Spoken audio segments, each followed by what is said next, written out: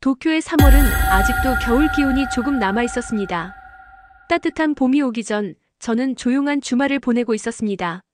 할머니가 돌아가신 지 어느덧 3년, 그분이 살던 아파트를 정리해달라는 연락을 받았습니다. 오랜 세월 동안 손대지 않은 방 안은 먼지 냄새가 가득했고 마치 시간이 멈춰 있는 것 같았습니다. 서랍장을 정리하다가 저는 오래된 나무 상자를 발견했습니다. 열쇠가 달려 있었고 자물쇠는 녹슬어 있었습니다. 무언가 중요한 것이 들어있을지도 모른다는 예감이 들었습니다. 조심스럽게 열쇠를 돌려 뚜껑을 열자 그 안에는 손바닥보다 조금 큰 수첩 한 권이 들어 있었습니다. 가죽으로 덧댄 표지에는 흐릿하게 연도가 적혀 있었습니다. 1944년. 지금으로부터 80년 전 전쟁이 가장 격렬하던 시기의 기록이었습니다. 수첩을 넘기자 처음 보이는 글씨는 낯설지 않았습니다. 어릴 적부터 자주 봐왔던 할머니의 손글씨였기 때문입니다. 그러나 내용은 생소했습니다. 동네 위생소 간호 업무 보조 시작. 부상자 12명 치료, 조선인 4명, 일본군 8명. 위안소 위생점검 및 약품 정리. 위안소라는 단어가 눈에 들어온 순간 저는 한참 동안 페이지를 넘기지 못했습니다. 어렸을 때 할머니는 자주 조선에 있었던 시절 이야기를 들려주셨습니다. 푸른 산, 따뜻한 사람들, 낯선 말과 친절한 눈빛. 그 시절은 늘 아름답게 기억되고 있었습니다. 하지만 제가 알고 있던 할머니의 기억과 이 수첩 속 기록은 전혀 다른 얼굴을 하고 있었습니다. 그날 밤 저는 잠을 이루지 못했습니다. 할머니는 일본에서 나고 자란 평범한 여성이었습니다. 여고를 졸업한 후 간호학교에 들어갔고 졸업 직후 조선으로 파견됐다는 이야기는 들은 적이 있었습니다. 하지만 그곳에서 무슨 일을 했는지는 구체적으로 말한 적이 없었습니다. 그저 전쟁 중이라 바빴다. 다들 힘들게 살았다는 이야기뿐이었습니다. 그 말이 이제는 다르게 들렸습니다. 할머니가 바빴다고 말하던 그날들, 조선인들은 어떤 일을 겪고 있었을까요? 다음 날 아침, 저는 평소보다 이른 시간에 학교 도서관으로 향했습니다. 제가 다니는 대학은 도쿄에 있는 국립대학교로 인문사회 계열에 특화된 곳입니다. 사회학부 3학년에 재학 중인 저는 평소에도 근현대사에 관심이 많았습니다. 하지만 이번에는 단순한 호기심이 아니었습니다. 가족의 이야기였고 조선이라는 이름이 그 어느 때보다 가깝게 다가왔기 때문입니다. 도서관 자료실에서 조선 관련 기록을 찾기 시작했습니다. 식민지 조선의 보건정책, 1940년대 위생사업 연보, 일본군 병참 기록 등 다양한 자료가 눈에 들어왔습니다. 그 중에서도 조선 총독부 위생과 영감이라는 책은 할머니의 수첩과 관련 있는 내용이 적지 않았습니다. 진해 위생소, 위안소 관리 지침, 조선인 환자 대우 개선안. 이런 제목들이 차례로 눈에 들어왔습니다. 표면적으로는 조선의 보건 향상을 위한 정책처럼 보였습니다. 하지만 조금만 들여다보면 그 안에는 강제성과 차별이 담겨 있었습니다. 조선인 환자에겐 일본인보다 한 단계 낮은 치료를 제공하고 그 이유를 언어 미숙이나 생활 습관 차이로 설명하고 있었습니다. 이해한다기보다는 일방적으로 단정하는 태도였습니다. 그때 제 옆자리에서 조용히 책을 읽고 있던 누군가가 말을 걸어왔습니다. 말투는 조심스러웠지만 분명한 한국어였습니다. 혹시 위안소 관련 자료 찾고 계세요? 저는 고개를 돌려 그를 바라보았습니다. 깨끗한 안경을 쓴 단정한 인상의 여성이었습니다. 그녀는 자신을 서예림이라고 소개했습니다. 서울에서 온 유학생으로 한국사 석사 과정을 밟고 있다고 했습니다. 조선 근대사 특히 일제강점기의 인권 침해와 여성 문제를 주제로 연구 중이라고 했습니다. 저는 수첩에 나온 단어들 그리고 할머니에 대한 이야기를 조심스럽게 들려주었습니다. 그녀는 처음에는 조용히 듣고만 있었지만 곧 입을 열었습니다. 사실 그 시기 간호보조원으로 조선에 파견된 여성들 중 일부는 위안소에 배치되기도 했어요. 표면적으로는 위생관리나 치료 업무였지만 실제로는 일본군 위안소에서 성병검사, 감시, 심지어는 피해자에 대한 강압적인 조치까지 담당한 경우도 있었어요. 저는 할 말을 잃었습니다. 예림 씨는 제 표정을 보며 이렇게 말했습니다. 모든 사람이 그런 일을 했다는 건 아닙니다. 하지만 그런 구조 안에 있었다는 사실 자체가 중요해요. 그리고 지금 그 기록을 마주하고 있다는 것, 그건 굉장히 용기 있는 일이에요. 그날 저녁 저는 도서관에서 예림 씨와 함께 자료를 더 찾아보기로 했습니다. 그녀는 한국에서 가져온 증언록과 사진 자료들을 보여주었습니다. 그 속에는 어린 시절 강제로 끌려간 여성들의 이야기, 남편을 잃고 홀로 살아남은 노동자의 증언, 자신의 이름을 버리고 살아야 했던 이들의 고통이 담겨 있었습니다. 할머니의 수첩에는 진해 위안소 위생관리라고만 적혀 있었습니다. 그 간단한 문장이 이렇게 무거운 의미를 담고 있을 줄은 몰랐습니다. 수첩에는 피해자 이름이 한 번도 등장하지 않았습니다. 그들은 소녀 환자, 조선인 여성이라는 말로만 지칭돼 있었습니다. 이름 없는 기록, 얼굴 없는 고통. 그날 밤 저는 처음으로 할머니를 낯선 시선으로 바라보게 되었습니다. 분명 사랑 많은 분이었고 가족을 위해 헌신했던 따뜻한 어른이었습니다. 하지만 그분도 제국주의 체제 안에서 누군가에게는 공포의 존재였을지도 모른다는 사실을 인정해야 했습니다. 예림 씨는 마지막으로 이렇게 말했습니다. 이건 누구를 비난하려는 게 아니에요. 다만 그 시절의 진실을 알기 위해 우리는 조금 불편해져야 한다는 거예요. 그래야 앞으로 이런 일이 다시는 일어나지 않게 할 수 있으니까요. 저는 고개를 끄덕였습니다. 그리고 마음속으로 다짐했습니다. 이 수첩은 단순한 가족의 유품이 아닙니다. 잊혀진 이름을 다시 부르고 침묵 속에 묻힌 이야기를 꺼내기 위한 시작입니다. 과거를 모르는 건 슬픔이 되고 그 슬픔을 외면하는 건 죄가 됩니다. 그날부터 저는 예림 씨와 함께 연구를 시작했습니다. 이야기의 진실을 찾는 여정은 그렇게 시작됐습니다. 그날 이후로 저와 예림 씨는 자주 만나게 되었습니다. 도서관 한쪽 구석, 빛이 잘 들지 않는 조용한 자리에 앉아 책과 자료들을 펼쳐놓고 마주 앉았습니다. 누구는 시험 공부를 하고 누구는 레포트를 쓰는 동안 저희 둘은 조용히 그 시절을 되짚고 있었습니다. 예림 씨는 서울에서 가져온 여러 자료들을 보여주었습니다. 일제강점기에 일본군 위안소에서 일했던 간호보조원들에 대한 간접 기록, 한국인 피해자들이 남긴 증언록, 당시 신문에 실린 기사까지 하나하나 설명해 주었습니다. 할머니의 수첩은 짧고 단편적인 기록들이었지만 그 속에는 분명한 흐름이 있었습니다.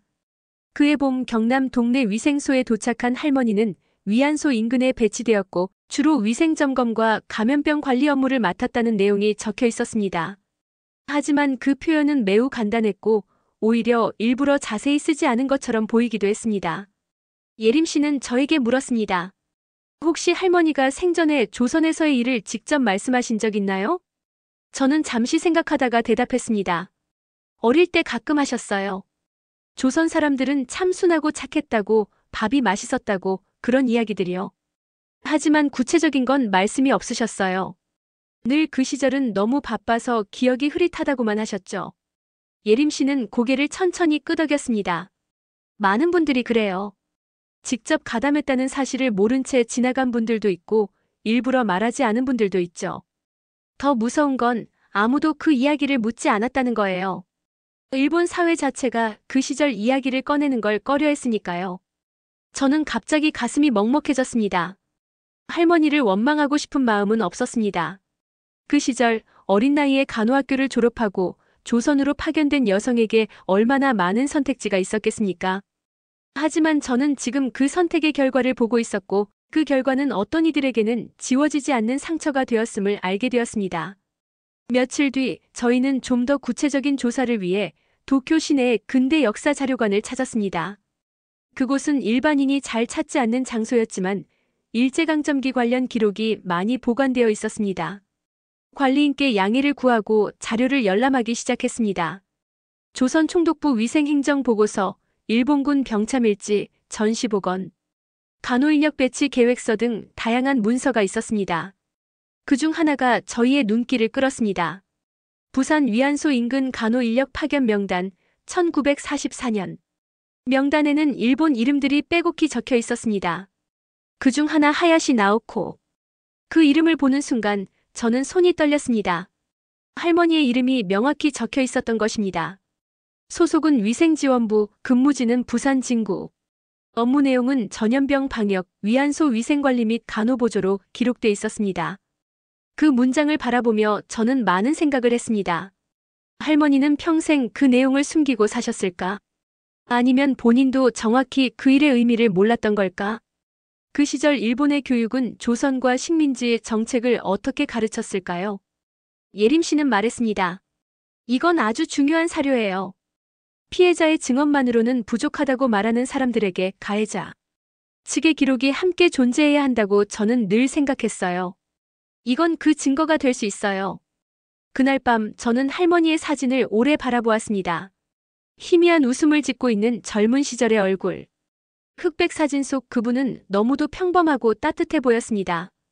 하지만 그 이면에 그 시절의 제국주의라는 이름으로 행해진 수많은 일이 숨어 있었던 겁니다. 저와 예림 씨는 이 자료들을 바탕으로 함께 연구 보고서를 작성하기로 했습니다.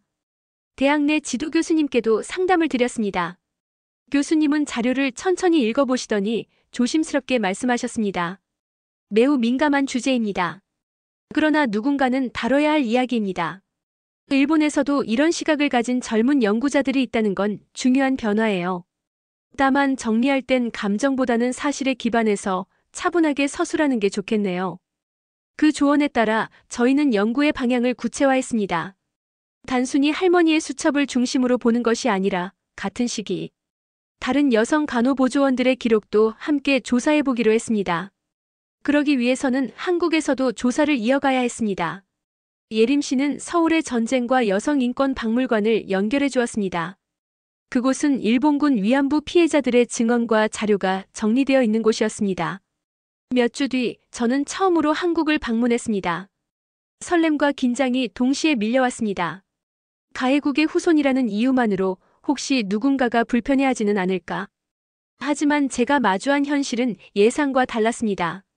저를 맞아준 분들은 오히려 저를 반겨주셨고 일본 청년이 이런 일에 관심을 갖는다는 자체에 감사해 주셨습니다. 박물관 한쪽에는 위안소의 모형이 전시되어 있었습니다. 좁은 방, 낡은 침대, 그리고 작은 의약품 상자. 할머니가 사용했을지도 모를 공간이었습니다. 저는 발걸음을 멈추고 오랫동안 그 자리를 떠나지 못했습니다. 증언 영상에서는 연로한 여성들이 조심스럽게 당시 이야기를 들려주고 있었습니다. 강제로 끌려간 이야기, 돌아오지 못한 친구들, 그리고 일본 이름을 써야 했던 아픔. 그들의 목소리는 조용했지만 그 안에 담긴 슬픔은 아주 컸습니다. 예림 씨는 제 옆에서 속삭이듯 말했습니다. 이분들이 남긴 이야기가 사라지지 않도록 하려면 누군가는 계속 기록하고 알리고 공유해야 해요. 당신이 그 역할을 해주신다면 그 자체로도 의미 있는 일이 될 거예요. 저는 고개를 끄덕였습니다. 그리고 다짐했습니다. 할머니의 수첩은 단지 개인의 기억이 아니라 구조적인 폭력의 일부였음을 인정하기로요. 진실을 모른 채 지나갈 수도 있었지만 저는 이제 알아버렸고 외면하지 않기로 했습니다. 도쿄로 돌아와 저희는 본격적으로 공동 보고서를 쓰기 시작했습니다. 수첩의 내용을 정리하고 박물관의 증언과 비교하며 사실관계를 확인했습니다. 각각의 문장에 근거 자료를 붙이고 번역을 꼼꼼히 점검했습니다. 그리고 마지막에는 한 문장을 덧붙였습니다. 이 기록은 단지 과거의 이야기가 아닙니다. 이것은 지금 우리가 마주해야 할 역사이며 그로부터 배우기 위한 첫걸음입니다. 보고서를 완성하고 나자 마음 한편이 조금 가벼워졌습니다. 물론 아직 끝난 것은 아니었습니다. 하지만 누군가의 침묵을 대신해 한 줄의 기록이라도 남길 수 있다는 것, 그것이 저희에게는 작지만 분명한 출발이었습니다. 보고서를 완성한 후에도 제 마음은 한동안 가라앉지 않았습니다. 수첩에서 시작된 이야기는 생각보다 훨씬 깊고 무거운 진실을 품고 있었고 그 안에는 제가 미처 몰랐던 과거가 선명하게 드러나 있었습니다. 일본에서 자란 저로서는 조선, 그러니까 지금의 한국이라는 나라를 이렇게 가까이에서 들여다본 적이 거의 없었습니다. 하지만 이제는 더 이상 남의 이야기가 아니었습니다. 예림 씨는 조심스럽게 제안했습니다. 이번에는 서울로 답사를 가보는 건 어때요? 직접 그 장소들을 걸어보면 책이나 사진으로 보는 것보다 훨씬 많은 걸 느낄 수 있을 거예요. 저는 망설이지 않고 동의했습니다. 실제로 조선 총독부가 있었던 자리가 어딘지, 위안소가 운영되던 흔적이 남아있는지, 어떤 건물들이 남겨져 있는지를 제 눈으로 확인하고 싶었습니다. 그렇게 저희는 함께 서울로 향하는 비행기에 올랐습니다. 제 생애 첫 한국 방문이었습니다. 서울에 도착한 날은 흐리고 바람이 차가웠습니다. 마치 오래된 기억들이 그곳에 머물고 있는 것처럼 느껴졌습니다. 첫 번째로 찾은 곳은 광화문이었습니다. 많은 사람들이 오가고 사진을 찍는 곳이었지만 예림 씨는 조용히 말했습니다. 저 동상 뒤쪽이 조선 총독부가 있던 자리예요. 일제가 조선 왕조의 기운을 꺾기 위해 경복궁 앞을 가로막고 총독부를 세웠죠. 저는 멍하니 그 자리를 바라보았습니다. 할머니의 수첩에는 경복궁 인근 위생 점검이라는 짧은 문장이 있었는데 이제는 그 의미가 완전히 달리 느껴졌습니다. 조선의 중심을 가로막고 그곳을 감시하고 통제하던 시선이 할머니의 기록 속에 숨어 있었던 것입니다. 다음으로 향한 곳은 용산이었습니다. 지금은 대기업 본사가 들어서 있고 젊은 사람들에게는 음악과 문화의 중심지로 알려진 곳이지만 일제강점기에는 조선에서 대륙으로 향하는 철도의 출발점이자 일본군 주둔지였습니다. 예림 씨는 조심스럽게 말했습니다. 많은 조선인들이 이곳을 통해 끌려갔어요. 노동자로, 병사로, 그리고 위안부로. 이곳에서 마지막으로 고향을 본 사람들이 많았죠. 기차역은 지금 현대적으로 바뀌어 있었지만 플랫폼의 일부는 당시의 구조를 남기고 있었습니다. 저는 그 위에 서서 눈을 감고 상상해 보았습니다. 열차에 오르던 젊은 조선 청년들, 아이를 안고 눈물 흘리던 어머니들, 이름도 모른 채 떠나던 수많은 사람들. 그 풍경은 눈앞에 그려지듯 생생했습니다. 세 번째로 향한 곳은 서대문 형무소 역사관이었습니다. 일제강점기 독립운동가들이 수감되고 고문당하던 곳이었습니다. 붉은 벽돌 건물은 당시의 모습을 그대로 보존하고 있었고 곳곳에 설치된 전시물들은 참혹한 고문의 흔적을 보여주고 있었습니다. 예림 씨는 안내문을 읽어 내려가며 말했습니다. 여기서 돌아가신 분들 중에는 이름조차 기록되지 않은 분들도 많아요. 죄목 없이 끌려와 고문당하고 죽은 뒤에도 가족에게 연락조차 가지 않았던 사람들이죠. 한 전시실에는 여성 수감자들이 수감됐던 방이 있었습니다. 창문 하나 없이 답답한 공간. 저는 그 방 안에 들어서자마자 숨이 막히는 기분이 들었습니다. 어쩌면 할머니가 관리했던 공간 중 하나였을 수도 있다는 생각이 들었습니다. 그 순간 제 발걸음은 멈췄고 마음은 복잡하게 흔들렸습니다. 답사의 마지막 날 저희는 명동에 있는 작은 찻집에 들렀습니다. 며칠간의 여정을 정리하며 조용히 대화를 나누었습니다. 예림 씨는 말했습니다. 다케시 씨, 이 여정이 당신에게는 어떤 의미였나요? 저는 차를 한 모금 마시고 천천히 대답했습니다. 처음에는 단지 할머니의 수첩이 궁금해서 시작했어요. 그런데 지금은 그 기록이 한 사람의 기억이 아니라 많은 사람들의 아픔과 이어져 있다는 걸 알게 됐어요. 그녀는 고개를 끄덕이며 말했습니다. 맞아요. 역사는 단지 과거가 아니라 지금 우리에게도 영향을 주고 있어요.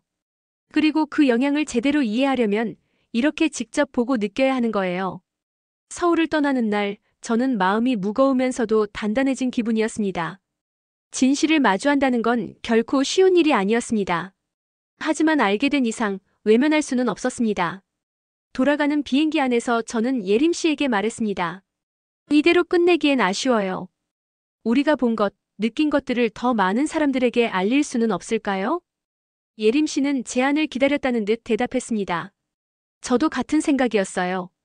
자료도 충분하고 경험도 쌓였으니 이걸 정리해서 작은 책으로 만들어보는 건 어떨까요? 그 순간 저는 확신했습니다. 이 여정은 단순한 개인의 호기심으로 시작됐지만 이제는 더 많은 사람들에게 진실을 알리고 싶은 사명으로 바뀌었다는 것을. 그렇게 저희는 새로운 출발선에 섰습니다. 일본에서 자란 제가 한국에서 태어난 예림 씨와 함께 과거를 기록하고 지금을 살아가는 사람들에게 질문을 던지기로 결심한 것입니다. 과거는 지나간 일이지만 그 흔적은 여전히 우리 곁에 남아 있습니다. 그리고 그 흔적을 제대로 들여다볼 때 우리는 비로소 미래를 준비할 수 있습니다. 서울에서의 짧지만 깊은 여정은 저희에게 말해주고 있었습니다. 잊지 말아야 할 것들이 있다는 것을. 그리고 기억하는 사람만이 새로운 이야기를 써내려갈 수 있다는 것을 말입니다. 서울에서 돌아온 지 일주일 정도 지났을 때였습니다. 짧지만 깊었던 답사 여운이 쉽게 가시지 않았습니다. 사진을 정리하면서 녹음했던 음성 파일을 들으면서 저는 다시 그 현장의 공기를 떠올리곤 했습니다. 예림 씨와 나눴던 대화 하나하나가 머릿속에 맴돌았습니다. 그녀와 저는 그날의 약속을 지키기로 했습니다. 단순한 기록이나 보고서가 아닌 책이라는 형태로 이번 여정을 정리해보기로 한 것입니다. 물론 쉽지는 않았습니다. 자료는 많았지만 어디서부터 어떻게 시작해야 할지 막막했습니다. 무엇보다도 저희가 다룬 주제가 결코 가볍지 않았기에 어떤 시선과 언어로 써내려가야 할지도 고민이 많았습니다. 예림 씨는 말했습니다. 너무 학술적인 언어로 쓰면 일반 독자들은 읽기 어려울 거예요. 그렇다고 감정에 치우치면 왜곡이라는 비판을 받을 수 있고요. 중간 지점을 찾아야 해요. 그 말에 저도 동의했습니다. 그래서 저희는 각자의 역할을 나누기로 했습니다.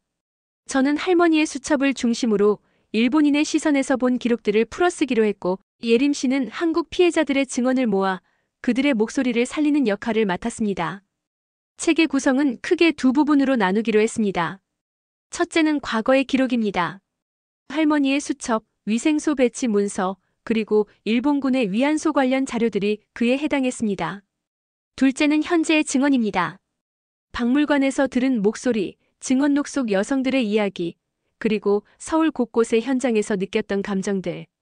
이 두 갈래의 이야기를 교차시키며 같은 시대를 살았지만 전혀 다른 삶을 살아야 했던 이들의 목소리를 함께 담기로 한 것입니다. 원고 작업은 생각보다 오래 걸렸습니다. 할머니의 글씨를 해석하는 데에도 시간이 필요했고, 용어 하나하나를 조심스럽게 번역하고 설명하는 데에도 신중을 기해야 했습니다. 예림 씨 역시 증언록의 내용 중 일부는 너무도 아픈 이야기라 그대로 옮기기 어려워 고민하던 시간이 많았습니다. 작업 중간중간 저희는 서로에게 힘이 되어 주었습니다. 제가 흔들릴 때 예림 씨는 우리가 마주한 진실이 불편하더라도 이걸 알리는 데 의미가 있어요. 라고 말해주었고, 예림 씨가 지칠 때 저는 이제라도 이런 이야기를 정리하는 우리가 있다는 것만으로도 누군가에게는 희망이 될 거예요. 라고 격려했습니다. 초고를 완성한 것은 서울에 다녀온 지 넉 달쯤 지난 어느 봄날이었습니다. 두껍지는 않았지만 문장 하나하나에 정성을 담은 원고였습니다. 제목은 여러 번 고민하다가 저희가 서울에서 마지막으로 나눴던 대화를 떠올리며 정했습니다. 우리가 모르는 건 슬픔이 됩니다. 무언가를 모른다는 것은 단순히 정보가 부족한 상태가 아니라 누군가의 고통에 무관심할 수 있다는 것이며, 더 나아가 그 고통을 반복하게 만들 수 있다는 뜻이었습니다. 원고를 들고 처음 찾아간 곳은 도쿄에 있는 중형 출판사였습니다. 편집자와의 미팅은 조심스럽게 이루어졌습니다. 내용에 공감은 했지만 출간은 어렵다는 대답이 돌아왔습니다. 이유는 명확했습니다.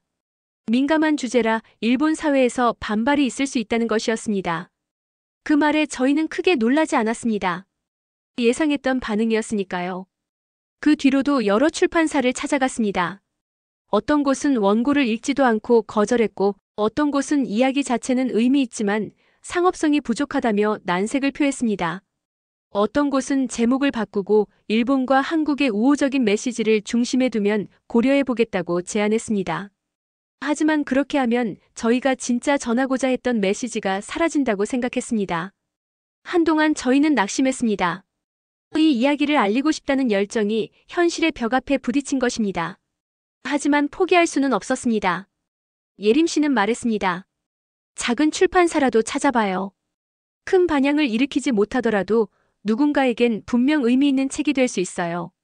그렇게 방향을 바꾼 저희는 인터넷을 통해 사회 문제나 역사 이슈를 다루는 소규모 출판사들을 찾아보기 시작했습니다.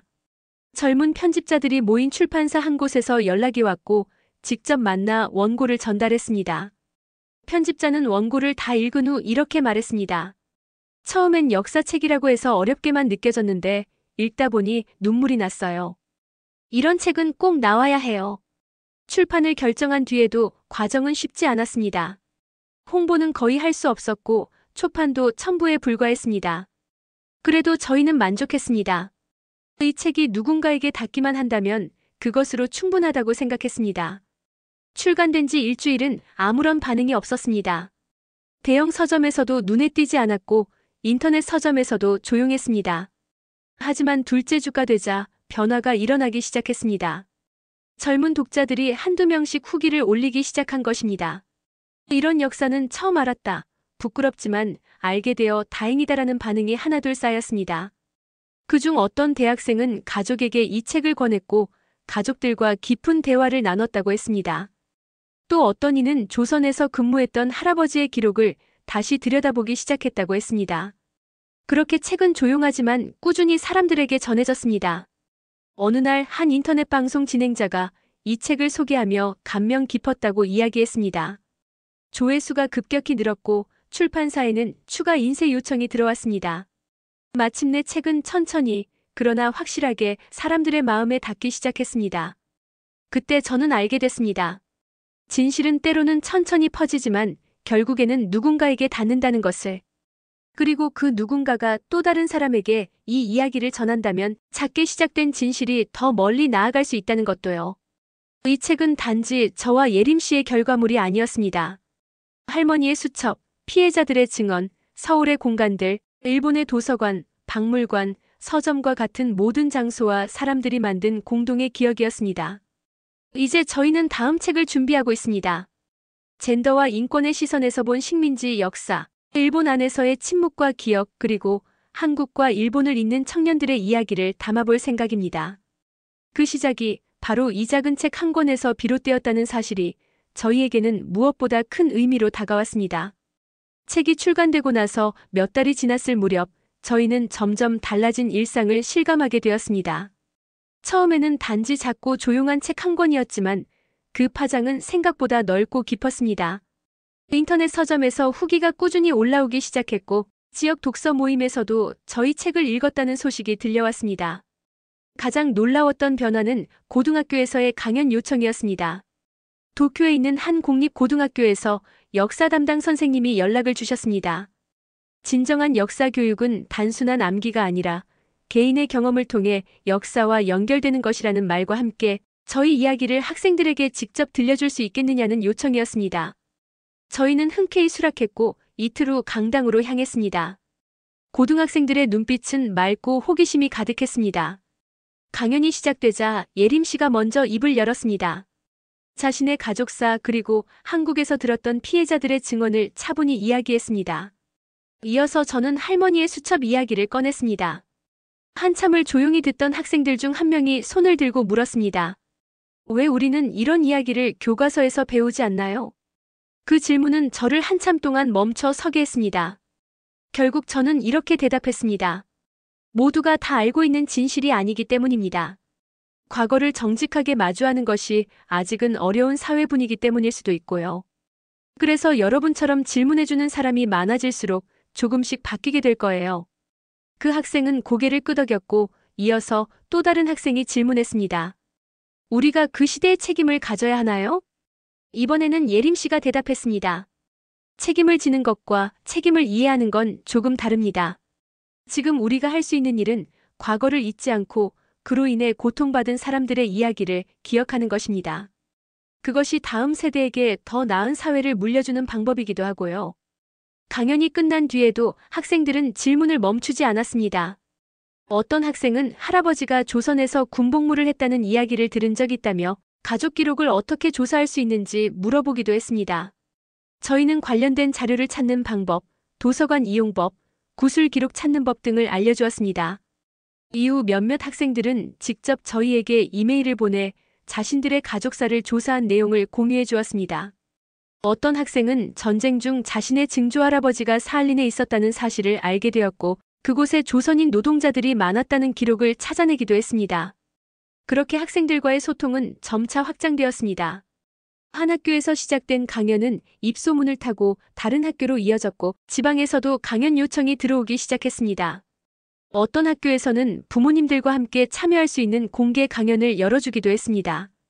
이 과정을 통해 저희는 알게 되었습니다. 진실을 알고자 하는 마음은 나이와 상관없이 존재하며 때로는 젊은 세대가 더 용기 있게 질문할 수 있다는 사실을요. 또 하나의 변화는 일본 안에서 한국어를 배우려는 사람들이 늘고 있다는 점이었습니다.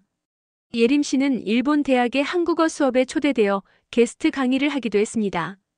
학생들은 단순히 드라마나 노래 때문에가 아니라 한국의 역사와 사회를 이해하고 싶어서 언어를 배우고 있다고 말했습니다. 그들의 눈빛 속에는 진지함이 있었습니다. 한 대학생은 저희에게 편지를 보내왔습니다. 그 학생은 어릴 때 할머니로부터 조선에서 간호일을 했었다는 말을 들은 적이 있다고 했습니다. 그때는 아무렇지 않게 들었지만 저희 책을 읽고 나서 그 말의 의미를 다시 생각하게 되었다고 했습니다. 이후 가족과 함께 오래된 앨범을 꺼내고 문서들을 정리하면서 조선에서의 사진 몇 장을 발견했다고도 했습니다. 그 학생은 마지막에 이렇게 썼습니다. 진실을 아는 것이 때로는 무섭고 불편하지만 그것이야말로 우리가 해야 할 일이라는 걸 이제는 알게 되었습니다. 그 편지를 읽으며 저는 한참을 멍하니 앉아 있었습니다. 이 작은 책이 누군가의 기억을 깨우고 가족과 대화를 시작하게 만들었다는 사실은 말로 다 표현할 수 없는 감동이었습니다. 예림 씨와 저는 이제 다음 단계를 고민하게 되었습니다. 단순히 책을 쓰고 강연을 하는 것을 넘어 지속적으로 한일 간의 역사 대화를 이어갈 방법이 무엇일지 논의하게 된 것입니다. 그렇게 시작한 것이 청년 역사 포럼이었습니다. 일본과 한국의 청년들이 각자의 가족사와 역사인식을 공유하고 서로 질문하며 배우는 모임이었습니다. 첫 모임은 일본 도쿄의 한 소규모 회의실에서 열렸습니다. 10명 남짓한 학생들이 모였지만 대화는 뜨거웠습니다. 어떤 이는 증조부가 조선에 있었던 이야기를 꺼냈고 어떤 이는 위안부 관련 다큐멘터리를 보고 받은 충격을 이야기했습니다. 한국에서 온 학생은 일본에 대한 인식을 바꾼 계기를 공유하며 직접 들은 이야기가 가장 큰 영향을 미쳤다고 했습니다. 이런 만남이 두 번째, 세 번째로 이어졌고 점차 규모도 커졌습니다. 어떤 회차에서는 온라인을 통해 더 많은 사람들이 함께하기도 했고 그중 일부는 이후 직접 한국을 방문하는 교류 프로그램에도 참여하게 되었습니다. 이 모임을 통해 저희가 느낀 것은 하나였습니다. 결국 진실을 지키는 건 제도나 교과서만이 아니라 사람이라는 것이었습니다. 질문하고 듣고 대답하고 함께 고민하는 사람들. 그들이 모여 있을 때 비로소 과거는 단지 아픈 기억이 아니라 함께 극복할 수 있는 지혜가 된다는 것을요. 이 모든 일이 가능했던 건 처음 할머니의 수첩을 들여다봤던 그날이 있었기 때문입니다. 그리고 예림 씨와의 만남, 서울에서의 답사, 책 출간, 강연과 포럼으로 이어지는 모든 과정은 하나의 여정이 되어 지금도 계속 이어지고 있습니다. 이제 저희는 더 많은 이야기를 들으려 합니다. 한국의 피해자뿐 아니라 일본 내에서 침묵했던 목소리들, 사할린에 남겨진 조선인 후손들, 그리고 제3국에서 살아가는 제국의 그림자를 지닌 사람들의 이야기까지 기록하고 기억하며 공유하는 이 여정은 앞으로도 계속될 것입니다. 그 여정 속에서 우리는 또 어떤 진실을 마주하게 될까요? 그것이 무엇이든 이제는 외면하지 않기로 그렇게 다시 한 걸음을 내딛습니다. 청년 역사 포럼이 조금씩 자리를 잡아가던 어느 날 도쿄의 한 방송국으로부터 연락이 왔습니다. 젊은 세대의 역사인식 변화에 관한 다큐멘터리를 제작 중인데 저희의 이야기를 소개하고 싶다는 제안이었습니다. 처음에는 망설였습니다. 방송을 통해 공개되면 더 많은 사람들에게 전할 수 있다는 기대도 있었지만 그만큼 많은 시선과 비판도 함께 감수해야 했기 때문입니다.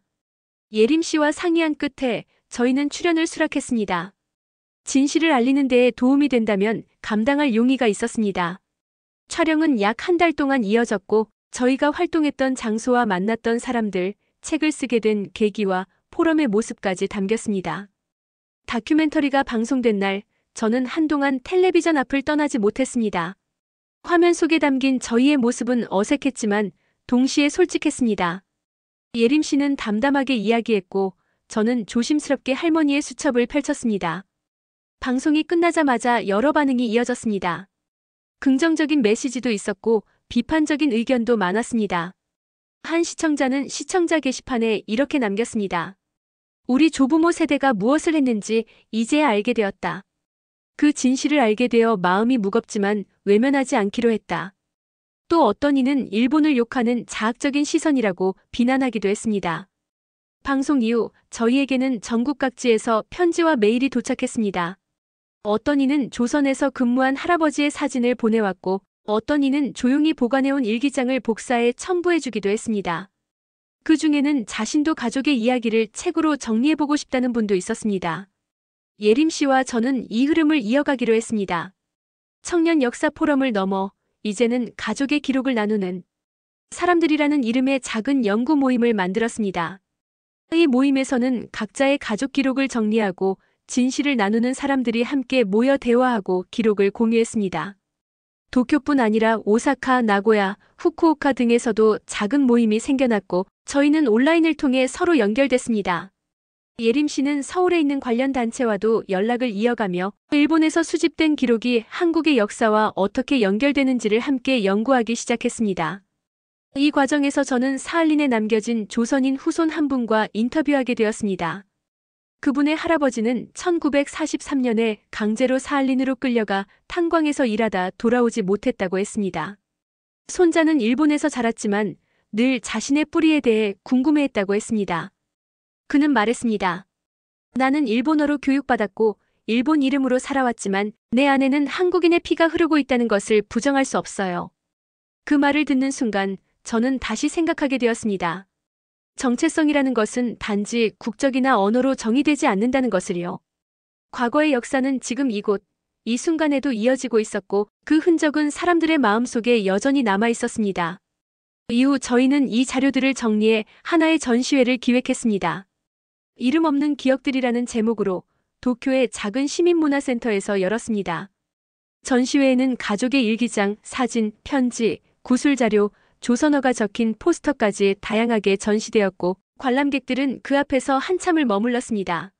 한 초등학생은 어머니 손을 잡고 와서 이렇게 말했습니다. 엄마, 왜 이 사람들이 일본 이름을 쓰고 있어? 그 물음에 어머니는 한참을 고민하다가 조심스럽게 설명했습니다. 저는 그 장면을 지켜보며 이 전시가 단지 과거를 보여주는 것이 아니라 지금을 살아가는 사람들에게 질문을 던지고 있다는 사실을 실감했습니다. 이처럼 사람들의 반응은 다양했습니다. 어떤 이는 책 한 권으로 시작된 이야기가 전시회까지 이어졌다는 점에 놀랐고 어떤 이는 이런 기록을 남겨줘서 고맙다고 말했습니다. 또 어떤 이는 자신의 가족 기록도 전시해보고 싶다고 하며 다음 전시회 기획에 참여해 주셨습니다. 예림 씨와 저는 다시 한번 느꼈습니다. 진실은 누군가에게만 속한 것이 아니라 함께 나눌 때 더 큰 울림을 준다는 것을요. 그리고 기억은 혼자 간직할 때보다 여럿이 함께 마주할 때 더 강한 힘이 된다는 사실도 깨달았습니다. 이제 저희는 한국과 일본을 오가며 이 기록과 기억을 바탕으로 새로운 교육 자료를 만들고 있습니다. 중학생이나 고등학생들이 쉽게 접할 수 있도록 구성한 워크북 형태의 자료로 실제 가족 이야기를 바탕으로 구성해 학생들이 직접 자신들의 가족 기록도 찾아보도록 유도하고 있습니다.